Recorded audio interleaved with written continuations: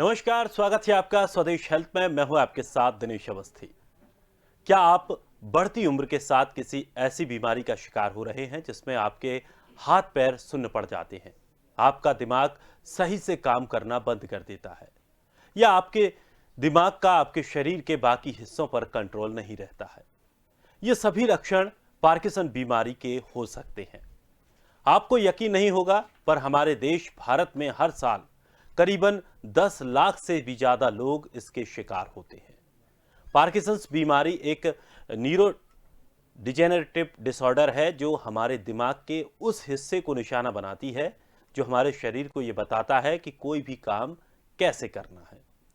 तो ज्यादातर 60 साल से ज्यादा उम्र के लोग इस बीमारी का शिकार होते हैं, पर यह जरूरी नहीं है कि वृद्ध लोग ही इसके शिकार हों। बहुत बार आनुवंशिकता के कारण बच्चे भी इस बीमारी का शिकार हो सकते हैं। तो आज हम ये जानेंगे कि पार्किंसंस बीमारी का मतलब क्या होता है और इसके कारण, लक्षण किस प्रकार के होते हैं और इसकी इलाज की क्या कुछ विधि है। विशेषज्ञ हमारे साथ जुड़ेंगे, उनके साथ हम इस पूरे विषय को लेकर आज चर्चा करेंगे और जानेंगे कि आखिर क्या कुछ इसके लक्षण हैं, किस तरह की ये बीमारी है और कैसे इसको सही किया जा सकता है। इसकी वजह भी जानने की कोशिश करेंगे। तो आपको कुछ और हम जो जानकारी दे पा रहे हैं अभी ग्राफिक्स के माध्यम से, कि इसके जो लक्षण हैं वो आमतौर पर ऐसे कोई चीज़ का याद ना रहना, और बुजुर्गों में जिस तरह से ये बताया कि ये ज़्यादा पाई जाती है। इसमें कब्ज को लेकर के भी बात कही गई है कि अगर शरीर पेट में कब्ज हो जाए, कोई व्यक्ति डिप्रेशन में चला जाए किसी घटना को लेकर, किसी विषय को लेकर, निगलने में, खाना निगलने में उसको कठिनाई का सामना करना पड़े, या सूंघने की शक्ति उसकी कम हो जाए, तो ये भी पार्किंसंस के लक्षण के अंतर्गत ही आते हैं। और अत्यधिक पसीना आना, कहीं भी बैठे हों और अचानक से अत्यधिक पसीना आ जाए, तो ये तमाम ऐसे लक्षण हैं जिसकी वजह से ये बीमारी होती है, या ये जो उसके लक्षण हैं जो दिखाई देते हैं शरीर पर, तब ये मान लेना चाहिए कि पार्किंसंस के ये लक्षण हैं।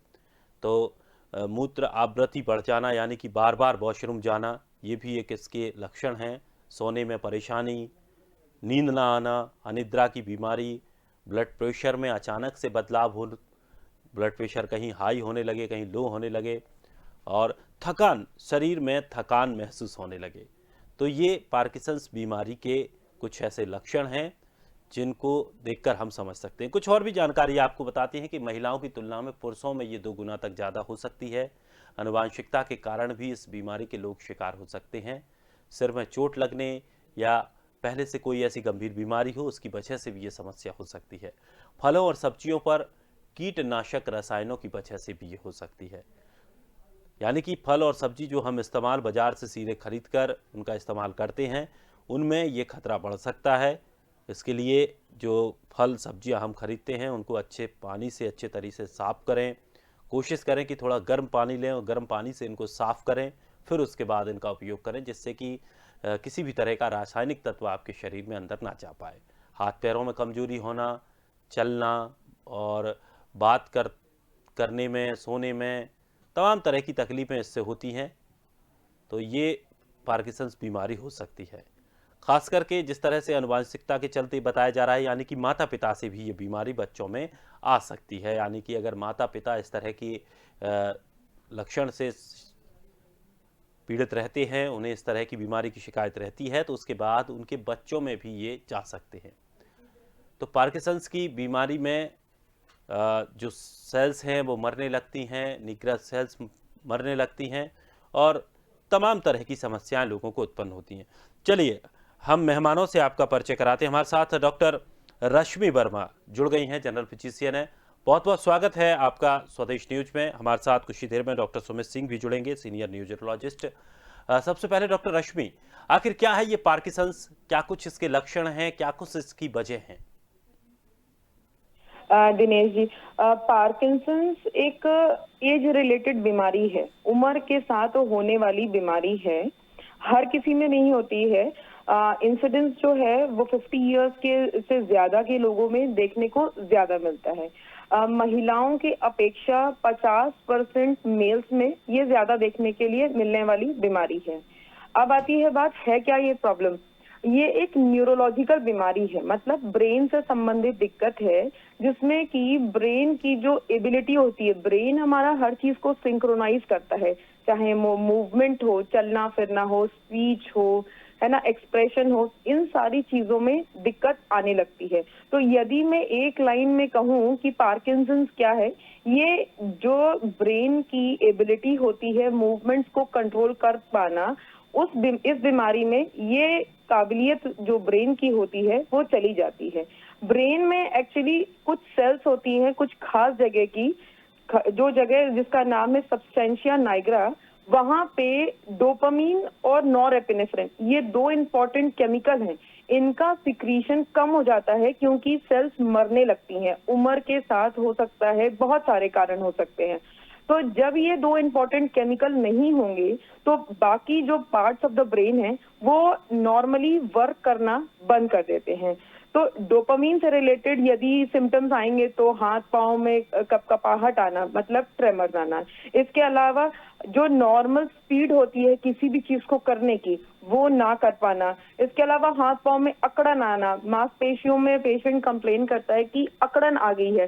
पोस्चर रिलेटेड प्रॉब्लम रहती है, बैलेंस वगैरह नहीं रहता है। लोग बताते हैं कि जब ये चलते हैं तो आगे या पीछे की तरफ गिरने लगते हैं।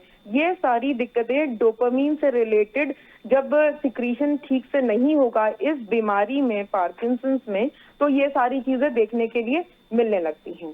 तो इसमें ऐसे तमाम बातें जो बताई गई हैं कि अगर सर में चोट लगने की वजह से भी ये बीमारी हो सकती है, तो और कब्ज वब्ज को लेकर के भी बता रहे हैं, क्या खान पान भी का भी असर इस बीमारी पर रहता है?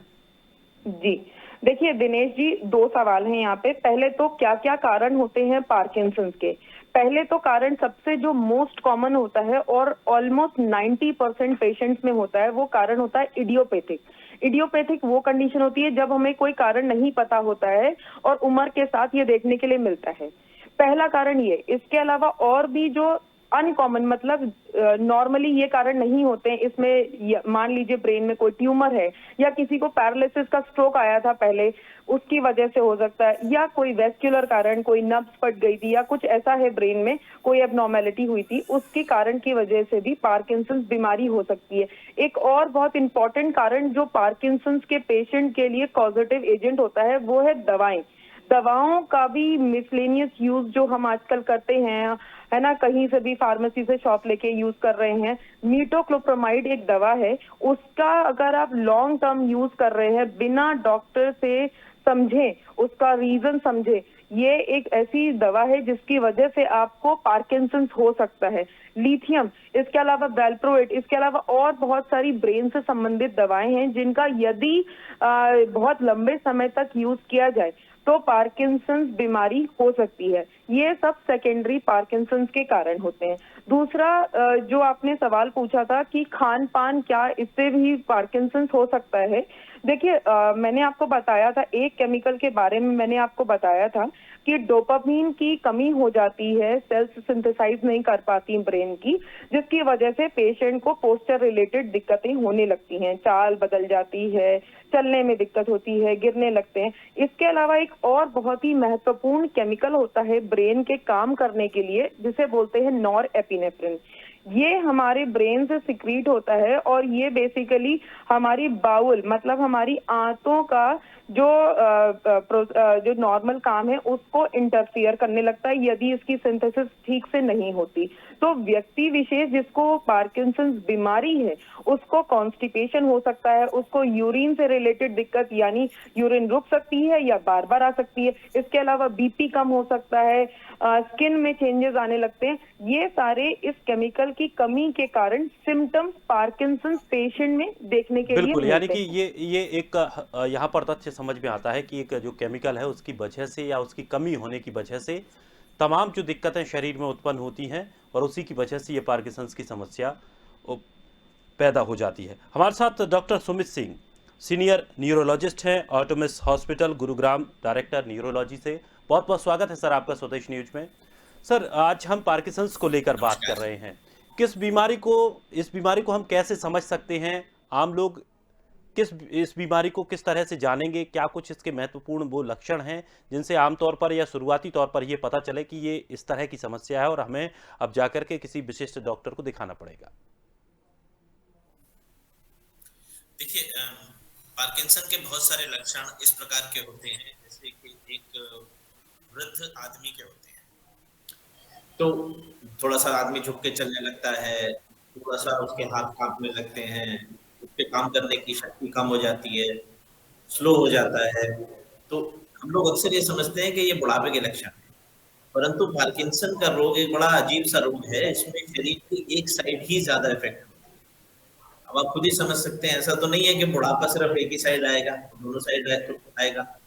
लेकिन पार्किंसन का रोग एक ऐसा अनोखा रोग है जो सिर्फ एक साइड के ही बॉडी को प्रभावित करता है, या तो राइट साइड को करेगा या लेफ्ट साइड को करेगा।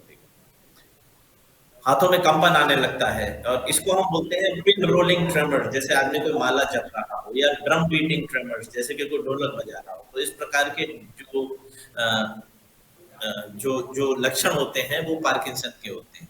आमतौर पर मेमोरी पार्किंसन पेशेंट्स की बहुत लेट स्टेज तक ठीक रहती है, और यूजुअली पार्किंसन के पेशेंट्स का जो बैलेंस है वो भी काफी अच्छा बना रहता है काफी लेट स्टेज। ब्रेन के अंदर, जैसा कि ऑलरेडी बताया जा चुका है, इसको निग्रा नहीं, इसको हम सब्सटेंशिया निग्रा बोलते हैं।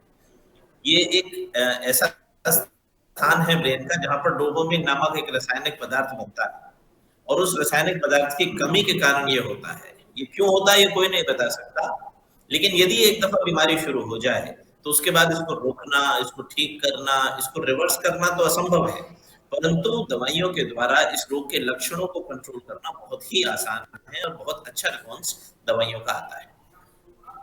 लेकिन सर, क्या इसका इलाज केवल दवाइयों के जरिए ही किया जाता है या फिर कोई और ऐसी चीजें हों या खान पान या दैनिक दिनचर्या में किसी तरह का कोई बदलाव करके इस पर काबू पाया जा सकता है?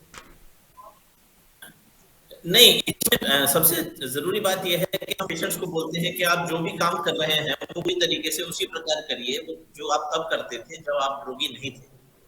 दूसरी चीज हम उनसे बोलते हैं दवाइयां यथावत लीजिए, टाइम से लीजिए, रेगुलरली लीजिए और उसी प्रकार से लीजिए जैसे आपके डॉक्टर्स बताते हैं।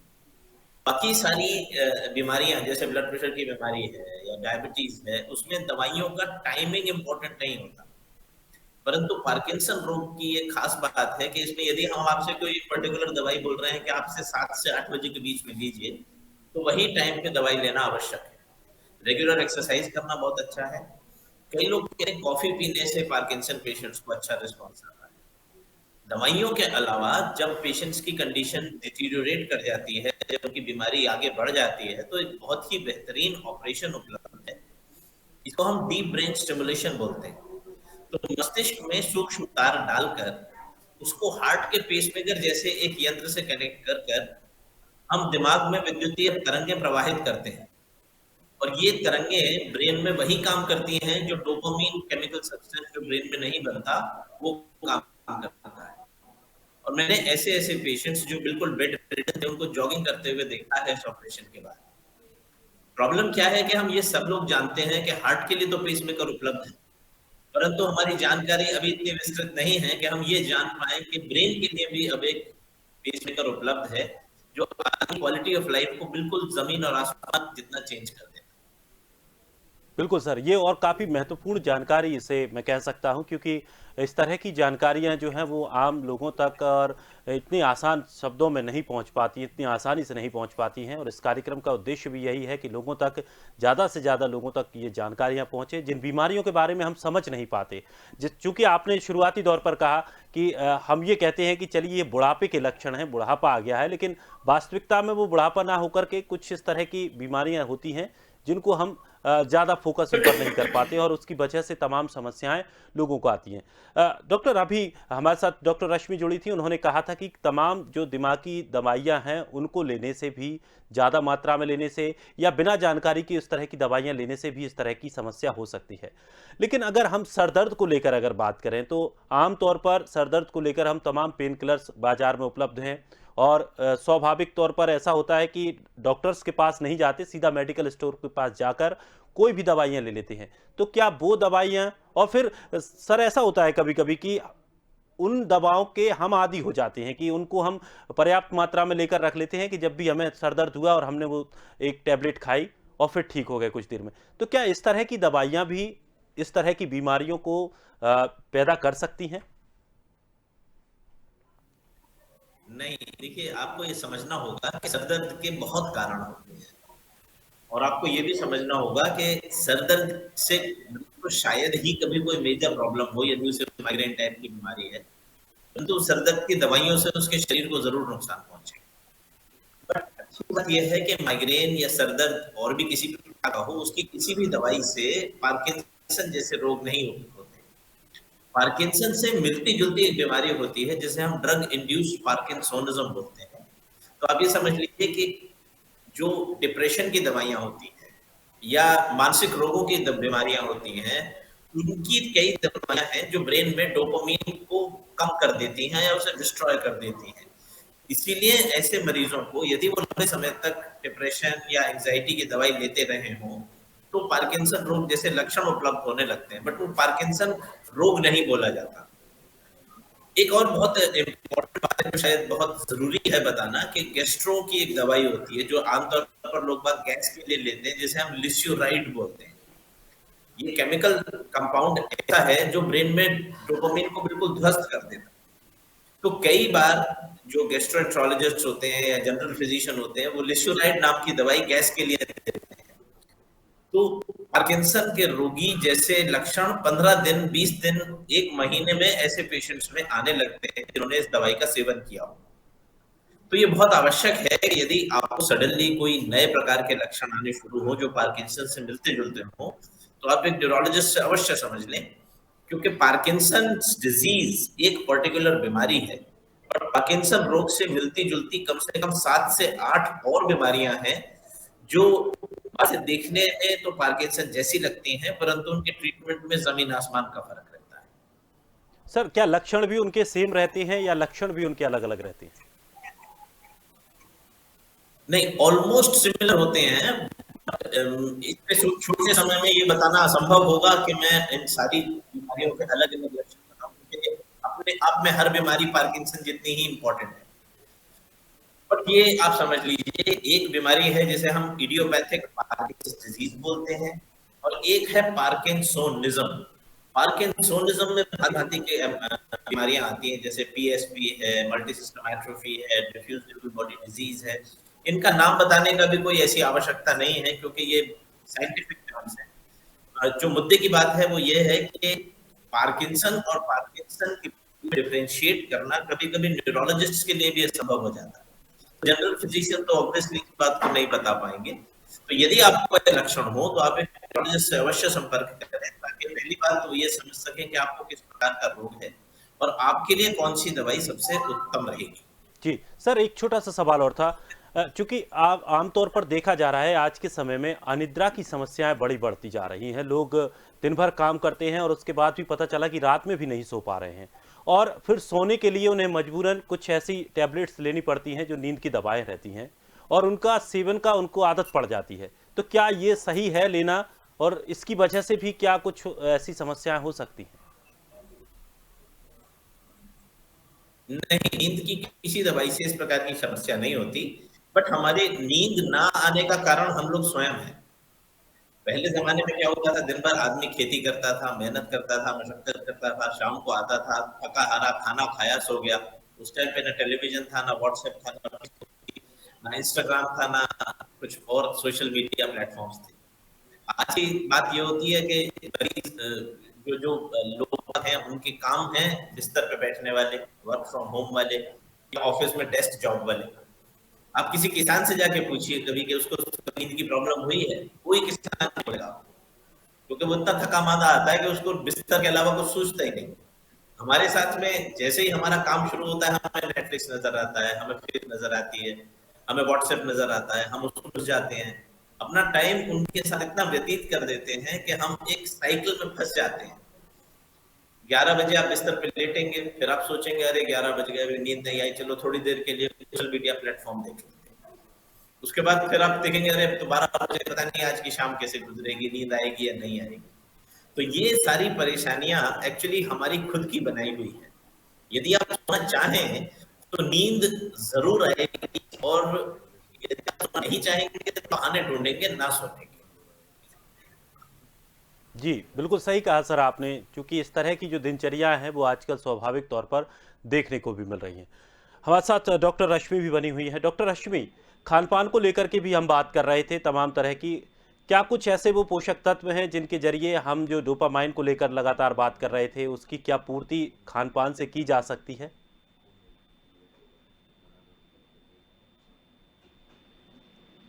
डॉक्टर रश्मि, आप मुझे सुन पा रही हैं? चलिए, लगता है संपर्क नहीं हो पाया है। मैं जुड़ने की कोशिश करेंगे। हमारे साथ डॉक्टर सुमित सिंह लगातार बने हुए हैं। डॉक्टर, क्या खान-पान को लेकर किस तरह का इसमें ख़्याल रखना होगा और क्या वो दिनचर्या होनी चाहिए जिससे कि शरीर पर इस तरह की समस्याएँ ना आएँ? देखिए, ऐसा है कि जो अभी तक की रिसर्च है उससे ये क्या हुआ है कि कॉफी पीने से पार्किंसन होने के चांसेस कम होते हैं। बट कॉफी पीने से ब्लड प्रेशर बढ़ जाएगा, उससे स्ट्रोक हो जाएगा, हार्ट अटैक हो जाएगा। तो ऐसा नहीं है कि आप दिन में 10-12 कप कॉफी पी रहे हैं और आप किसी को और बीमारी से ग्रस्त हो जाए। तो मॉडरेट मात्रा में कॉफी पीना, रेगुलर एक्टिविटी और एक्सरसाइज करना, बॉडी में विटामिन बी 12, विटामिन डी 3 की मात्रा को रेगुलरली चेक करते रहना, ये एक ऐसी प्रॉब्लम तरीका है जिससे शायद पार्किंसन यदि आपको होना है, परंतु होना है तो वो अवश्य है। क्योंकि ये एक पॉलीजेनेटिक प्रॉब्लम है जो आपके बॉडी में एक्चुअली उसी दिन आ जाती है जिस दिन आप पैदा होते हैं। उसके ऊपर कुछ एनवायरमेंटल फैक्टर्स हैं जो आपके बॉडी की जेनेटिक्स को थोड़ा मॉडरेट करते हैं, जिस वजह से ये बीमारी शायद शुरू होती है। वास्तविकता तो कोई नहीं जानता कि क्यों शुरू होती है, परंतु खाने पीने की चीज से ऐसा नहीं है कि इसको रोका जा सकता है, या यदि पार्किंसन होनी है तो उसको हम रोक सकते हैं बॉडी में आने से।